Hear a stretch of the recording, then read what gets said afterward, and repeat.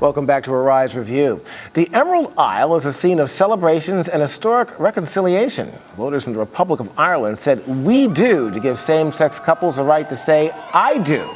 But not everybody is happy about the vote. Catholic leaders are now saying they need to re-examine how to deliver their moral message to young people.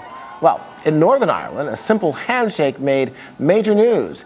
England's Prince Charles greeted Gerry Adams, leader of Sinn Féin, a group the British government once considered terrorist. In fact, the face-to-face meeting was all the more poignant because Adams had supported the assassination of Prince Charles's great-uncle, Lord Mountbatten. Well, times have indeed changed. Northern Ireland is still part of the UK, but resistance has faded since the 1994 ceasefire agreement with the Irish Republican Army. Well, Professor Mary Beth Altier teaches international security and terrorism at New York University.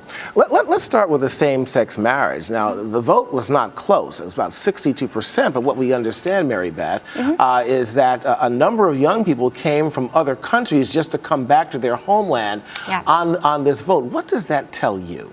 I mean, I think I think they feel very passionately about the vote. And I think Ireland is changing, and this is very clear in the vote. The vote itself wasn't surprising. So polls leading up to the vote showed that it would be a strong yes vote for same-sex marriage.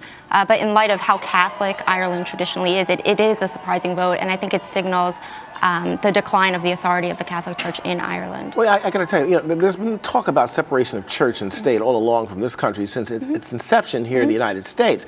However, wouldn't it be very simple just to have civil unions that would at least give equal rights to people who want to get married of the same sex and just keep the church out of it? Yeah, I mean, I do think that's a possibility. I mean, the thing that was really surprising in Ireland was that none of the parties, supported the Catholic Church's stance on this. So you can see actually to your question, a clear separation of church and state in Ireland, which traditionally hasn't been the case. Okay, so we have this vote now, but there's still a long road ahead. What obstacles do you see?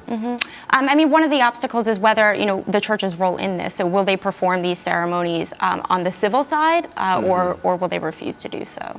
Yeah, that indeed is a question. Of course, all eyes will be on that because it's, of course, once again, the first first country in the world to have a vote on this, of course, to come out in favor of same-sex marriage. I want to move on to another topic here, and this is one that really fascinates me. Prince Charles and Gerry Adams shaking hands.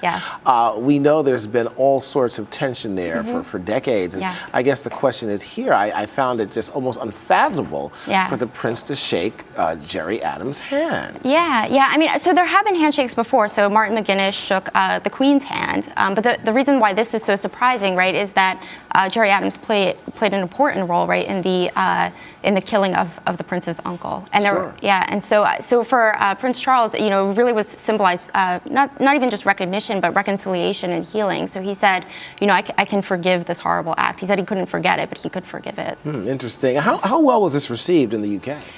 Actually, surprisingly well. So, going back to the other handshakes that had occurred during this peace process. So in 1997, Tony Blair actually shook Gerry Adams' hand privately, not in public, as part of the Good Friday Agreement. There were actually protests, and people actually threw surgical gloves at him, saying that they wouldn't touch him without those surgical gloves now that he shook Gerry Adams' hand. So actually, quite surprisingly well moving along. But, there's been a lot of progress made. So the IRA has laid down its arms, and so there have been a series of steps that have led up to this point. Yeah, and of course, pictures worth 1,000 words. Motion pictures, of course, included in this notwithstanding. I guess this is a huge step forward in the peace process between the UK and Northern Ireland. Yes, and actually they're saying now, so Sinn Féin traditionally has refused to take its seat at Westminster. The members there, they refuse to sit in that body, and so now there's speculation that they actually might go ahead and take their seats soon. Okay, well, I got to tell you, we're certainly going to keep our eyes on this one as well. Mary Beth Altier from NYU. Yeah, thanks. Thank you so much for joining us. Thank you. Thanks for having me.